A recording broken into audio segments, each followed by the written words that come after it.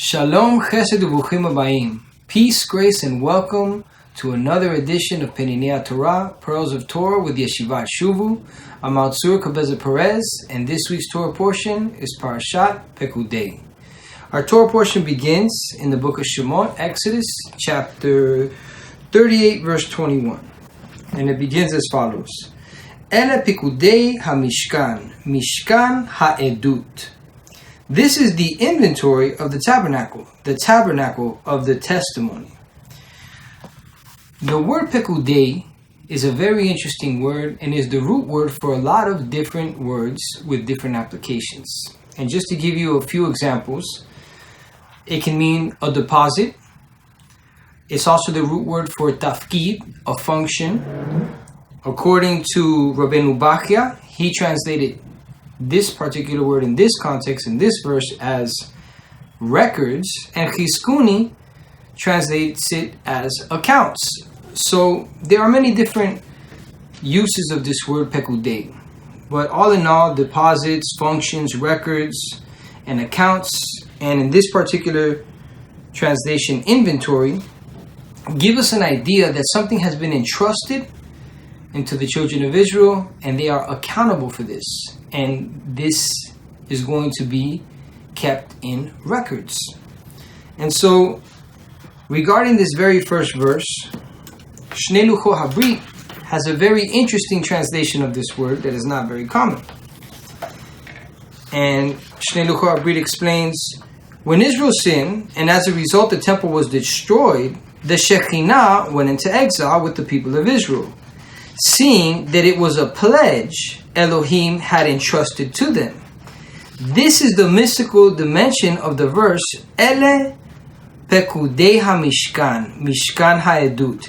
These are the pledges of the tabernacle, the pledges of the testimony. Now, the understanding that Shnei Luchot Habrit has here is something similar to a seal. Synonymous, if you will, with what's spoken by Rav Shaul in 2 Corinthians chapter 1, beginning at verse 20. It says the following. For all the promises of Elohim in him, Yeshua, are yes, and in him, amen, meaning faithful, to the glory of Elohim through us. Now he who establishes us with you in Messiah and has anointed us is Elohim, who also has sealed us and given us the Ruach, the Spirit, in our hearts as a guarantee. So we see these words which are synonymous as guarantee, this seal, like this pledge. The Shekhinah, which is the Spirit of Messiah, is given to us through acceptance of the Messiah, in the same way that there were deposits of the Shekhinah in the children of Israel corresponding to the functions and things that they were used to work together with in building the Mishkan. And so we see in the book of Ephesians chapter 4 verse 30, it states the following.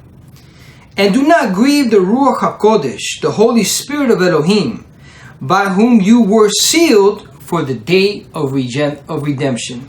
The Shekhinah, the Spirit of Mashiach within us, has been given to us as a pledge of the redemption that we receive in Mashiach, which will be completed on the day of his return. And so, with this understanding, we move forward to verse 33 of chapter 39 in our Parashat, which says the following.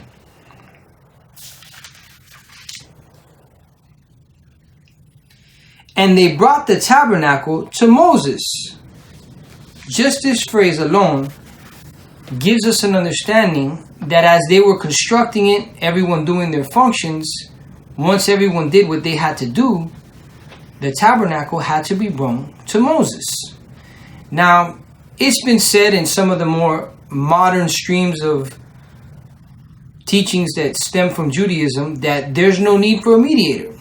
But this is contrary to what the Torah and Judaism itself teaches. In Likutei Moharan, we learn the following regarding this verse. It says, Before praying, it is necessary for each individual to attach himself to the true tzaddikim of the generation, to the righteous ones of the generation. For each true tzaddik, each true righteous one, is an aspect of Mashiach. Every tzaddik is a spark of Mashiach. Like Moshe. Moses is an aspect or a spark of Mashiach. Just like Yosef was a spark of Mashiach.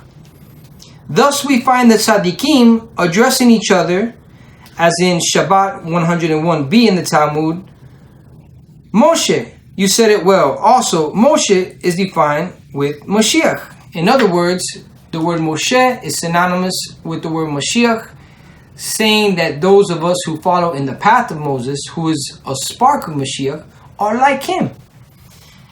Every single prayer that each person prays is a separate component of the Shekinah, the divine presence, the spirit of Mashiach. They correspond to the components of the tabernacle.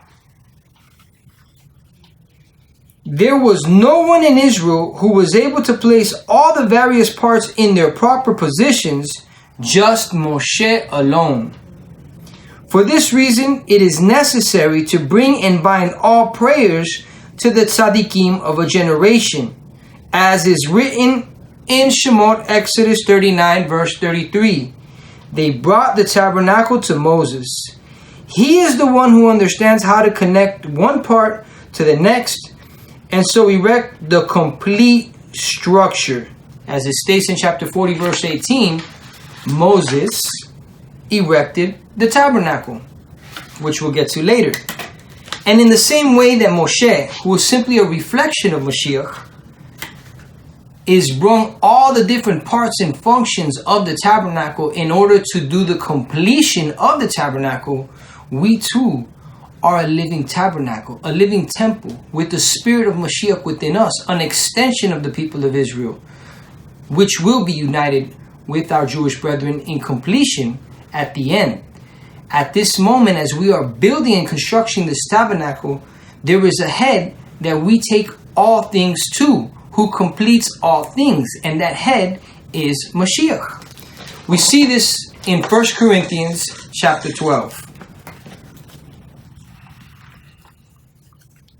Beginning in verse 1 through 5, it says, speaking to those who were grafting in, "Now concerning spiritual gifts, brethren, I do not want you to be ignorant. You know that you were Gentiles, carried away to these dumb idols. However, you were led. Therefore, I make known to you that no one speaking by the Spirit of Elohim calls Yeshua accursed, and no one can say that Yeshua is master except by the Ruach HaKodesh.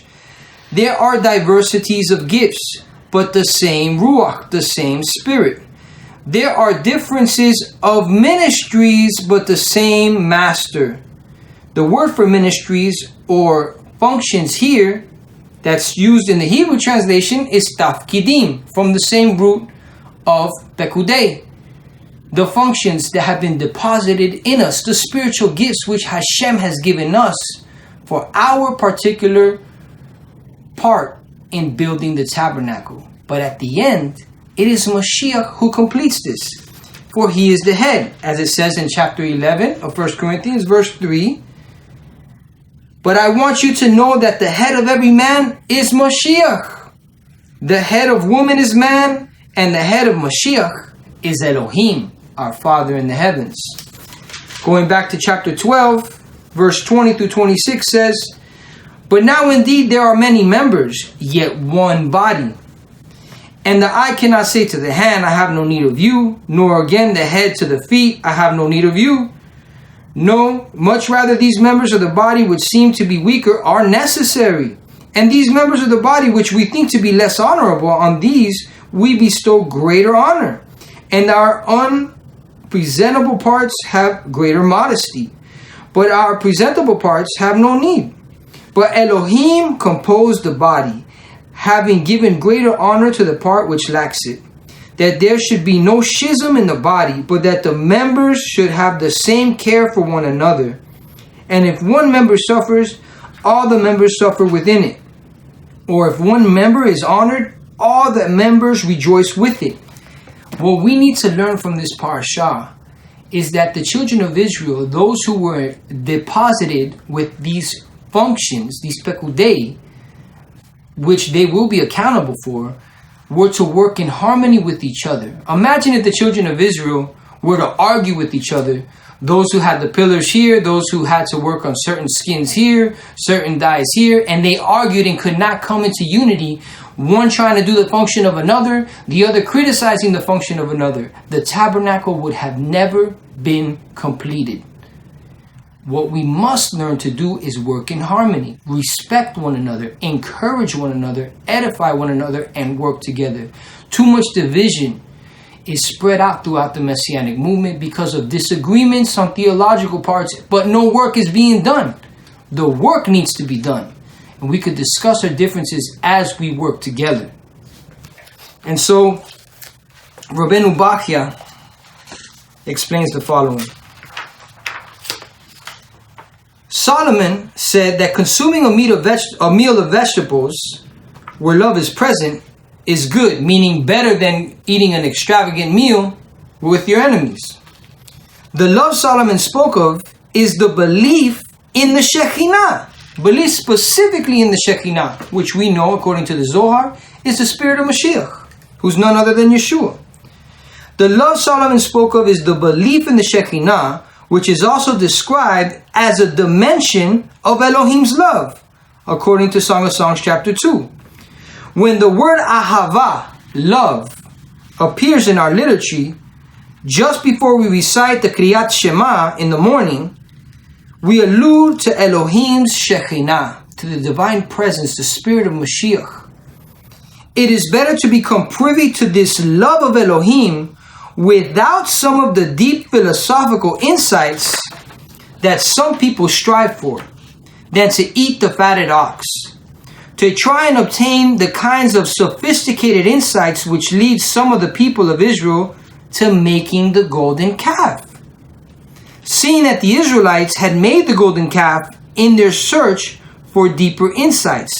Rav Shaul explains to us in 1 Corinthians chapter 8 verse 1 that we all possess knowledge, but knowledge puffs up while love builds. Builds what? The tabernacle. Now Rav Shaul and Chazal, Rabbeinu Bachya, they're not telling us not to seek knowledge. Of course Hashem tells us those who don't have knowledge are lost. He says, my people die for a lack of knowledge. But knowledge without love puffs up. And so this brings us back to what I just said recently. If we're divided because we don't agree on a particular aspect of knowledge, we're not going to be able to build together. We need to first focus on building the kingdom, doing the works of love that Adonai has commanded us to do through the spirit of Mashiach who lives in us. And so the Midrash continues and says that not because they wanted to practice idolatry, but because of their search for deeper insights, they built the golden calf. But Elohim was able to forgive them their sin. Proof that they were granted forgiveness promptly was the fact that the Shekhinah manifested itself in the tabernacle. This is also the reason why the Ohel Moed, the tent of meeting in the desert, became known by the name Mishkan, as that name is a reminder of the presence of the Shekhinah. Mishkan, Shekhinah, dwelling, the same root word. At that time, it was a reminder of the Shekhinah amongst the people of Israel.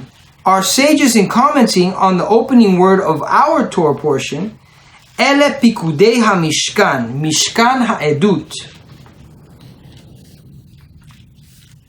we're now alluding to something that the people had to be rectified for what they had sinned with the introduction of the same word, Ele, when they said, Ele Elohecha Israel, these are your gods, Israel. The same introduction was given. So the same introduction had to be given to the correction. We're now forgiven by Elohim using the very same wording to describe the completion of the building. Before we can move forward and build the kingdom of Adonai, we need to rectify whatever wrongs we have done. First, we confess what wrong we have done. Ele, the confession, the same word. This is an acknowledgement of what had been done before, but now rectified. Once we make our confession through the Messiah, through what has been given through the Spirit of Messiah, through His atonement, now we can take action that He has enabled us to do and make the rectifications that need to be done and build the tabernacle, build the kingdom of Adonai. And so we see in chapter 40 of our Parashat, verse 2, it states, "On the first day of the month you shall set up the tabernacle of the tent of meeting." Regarding this, Torah says Moses himself was to erect the tabernacle. The meaning of the word takim, which is here in verse 2, it says, Harishon be'echad lachodesh takim et mishkan, which explains here, the meaning of the word takim is equivalent to putting the finishing touches to it. Moses, was to put the finishing touches to what the children of Israel had been working on together. Now on the 8th day, the 1st of Nisan, when he assembled it for the last time, the heavenly cloud, signifying the presence of the Shekinah, materialized and took up its position above the tabernacle, as we know from chapter 40, verse 33. Moshe completed the work. Now, what's interesting about completed the work, in verse 33, it says at the later part of the verse, Vayechal Moshe et hamelacha. The word that's used here for finish the work is Vayechal. Yechal being the same root word as to enable, to capacitate.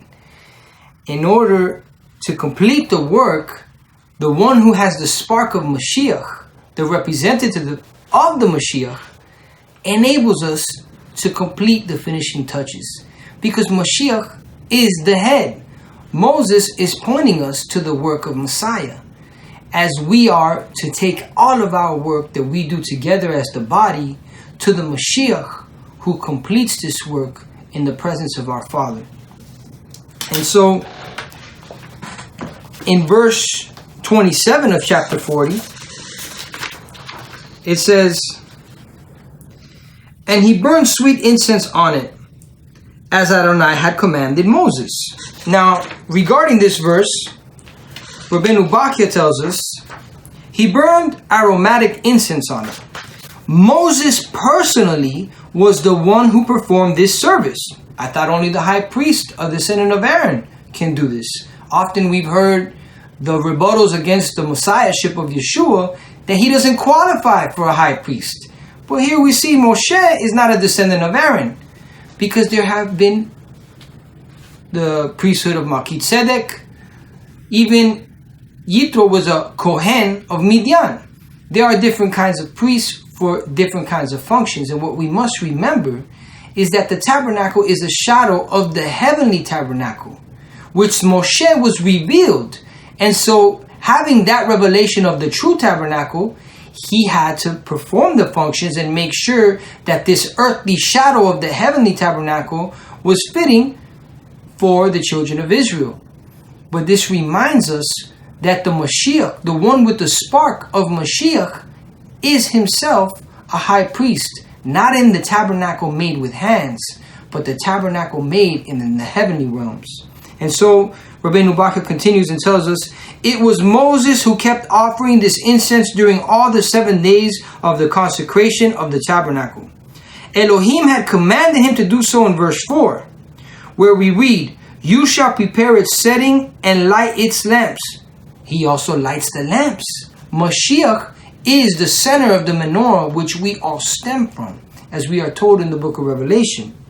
Clearly, Elohim instructed Moses to act as the first high priest during the 7 days of the consecration. Aaron only took over on the 8th day. The fact that Moses was actually called Kohen is confirmed in Psalms 99 verse 6. Quoted to this effect in Zevachim 102. Moses and Aaron among his priests. In other words, the one who had the spark of Mashiach inaugurated the priesthood to Aaron. And one day will come, which has already begun, when the Aaronic priesthood will give it back to the one who is the true high priest in the heavenly realm, who is none other than Mashiach, the spirit of the Shekinah of the living God, Yeshua. And so we continue and see in verse 34 that it says, "Then the cloud covered the tabernacle of meeting, and the glory of Adonai filled the tabernacle." Now, regarding this statement, Shnei Luchot Habrit says, the Mishkan provides the link between the Sabbath. Remember last week's Parashat, we're introduced to all the different laws of what we can and cannot do during the Shabbat. It says here, the Mishkan provides a link between the Sabbath, which is essentially part of Olam Haba, the world to come, and the Sheshet Yemei HaMaaseh, the 6 days of the week during which work is to be performed, during which all the commandments of the Torah are to be performed. Our sages have already expounded on the verse that explains that the rewards of the performance of the commandments will be received on the morrow, meaning in the world to come. The Sabbath is the reward for the work performed during the 6 days of work. This is why our Master Yeshua is the master of the Shabbat. The Shabbat was given to us, not as a burden, but as a reward. Now, this does not mean that we are justified by our own work. We are justified by attaching ourselves to the tzaddik of all tzaddikim, Mashiach, Yeshua Tzidkenu. Now, through him, we are now enabled to complete the work. Through his spirit in us, now we receive our rewards for our works. As it states throughout the renewed covenant in the book of Revelation, for example, we will be judged by our works. We will not be saved by our works, but we most definitely will be judged for what we do and what we do not do. And so Rabbeinu Bachya continues and says, the Sabbath in our world is a reminder of a world which is totally Shabbat oriented. A world in which the souls rest and receive their eternal reward. This is the region which the heavenly sanctuary houses the glory of Elohim, a region opposite the site of the sanctuary on earth. The priestly descendants of Aaron were to work in the earthly tabernacle, while we have an aspect of the Shekinah, the spirit of Mashiach Yeshua, who is working in the heavenly realm in the real, true, original tabernacle. And so, regarding this, Rabbeinu Bachya says the following. The cloud enveloped the tent of meeting. At the revelation at Mount Sinai, the Torah also reported that the mountain was enveloped in a cloud. Concerning the tabernacle, the Torah writes that the attribute of Hashem called kavod, glory, heaviness, which is an aspect of the Shekinah, filled the tabernacle. That this attribute was within the cloud, which in turn was within the tabernacle. When reporting on what happened at Mount Sinai, the Torah had written in Exodus 20 verse 21 that Moses approached a dark cloud within which Elohim was present. In our verse in 35, the Torah explains Moshe's inability to enter the tabernacle because the cloud rested upon it and the attribute of kavod filled the tabernacle. There are aspects of the Shekinah which are permitted for us to see and aspects of the Shekinah which are not permitted for us to see. And in Parashat Kitisa, we explain that the aspect of the divine presence of Adonai visible to man is the spirit of Mashiach.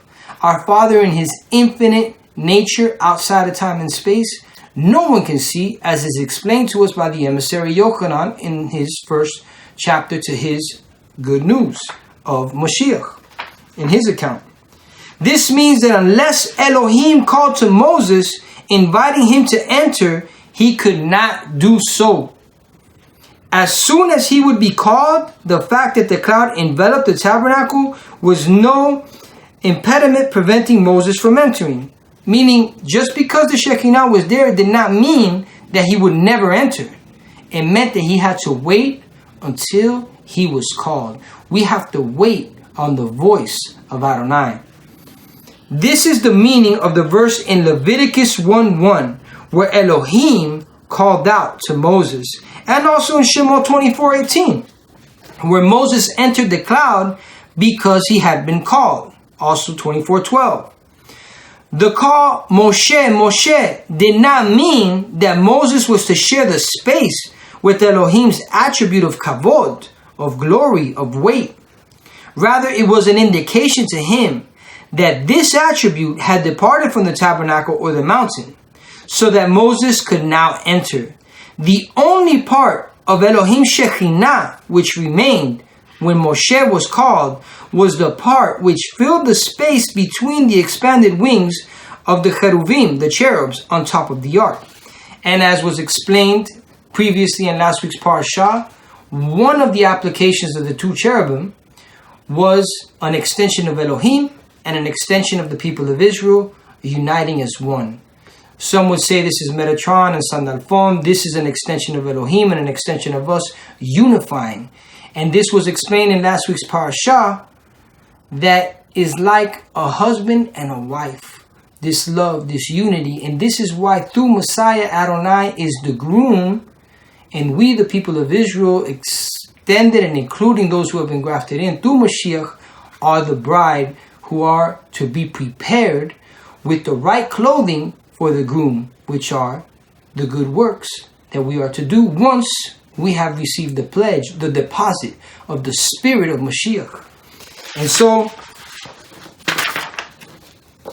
with this in mind, we go to verse 36, which tells us, whenever the cloud was taken up from above the tabernacle, the children of Israel would go onward in all their journeys. So, we have been told before and understood well that the children of Israel could not just go from left to right, from place to place, unless the Shekinah first went and made a way. Now, let's expound on that understanding as Rabbeinu Bachya explains to us in his commentary to this verse. In verse 36 in our chapter here, the Torah speaks to the children of Israel adjusting their journeys in the desert to the movements of the cloud representing the Shekinah. Remember, the Shekinah, according to the Zohar and according to the renewed covenant, is none other than the spirit of Yeshua. The spirit of Mashiach according to the Zohar, but we know that this is none other than Yeshua. And so, this is only one more example of what we called the Devekut. Remember, we spoke about clinging and attaching ourselves to the tzaddikim, attaching ourselves to the righteous one. If we're to attach ourselves to a righteous one and the righteous ones in our generation, how much more should we attach ourselves to the righteous one? The cleaving to one another, the people of Israel, and the Shekinah. We cling to one another. We support one another. We cling to the righteous works that our brothers do and are empowered by that. But at the end, the one who puts the finishing touch is the Shekinah, the spirit of Mashiach, the Mashiach himself. Here in verse 38, the cloud is associated with the entire house of Israel in all their journeys. Our sages write that Elohim said that whereas in this world he manifested his presence amongst the people of Israel in the holy temple, a presence which had to be withdrawn due to the sins of the people, in the world to come, the manifestation of Elohim's presence would never again be withdrawn. This is based on Vayikra, Leviticus 26 verse 11.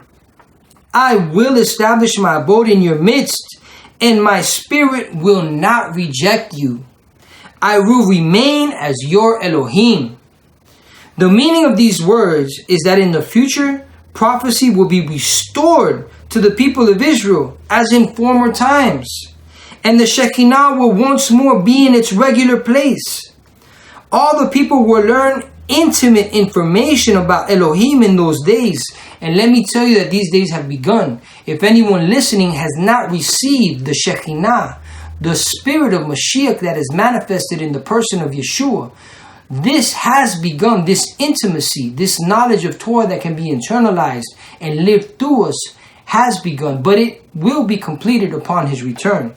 And so Rabbeinu Bachya continues, the verse of the prophets Isaiah and Ezekiel promising both the elimination of war in Isaiah chapter 2 verse 4 and the gift of a new heart from Elohim, Ezekiel 36:26. This is exactly the focus of the renewed covenant. This is the focus of the work of Mashiach Yeshua, to renew our hearts, not so that we can live lawless as Rome teaches, so that we can do the work now. We are now enabled to do the work through the spirit of Mashiach.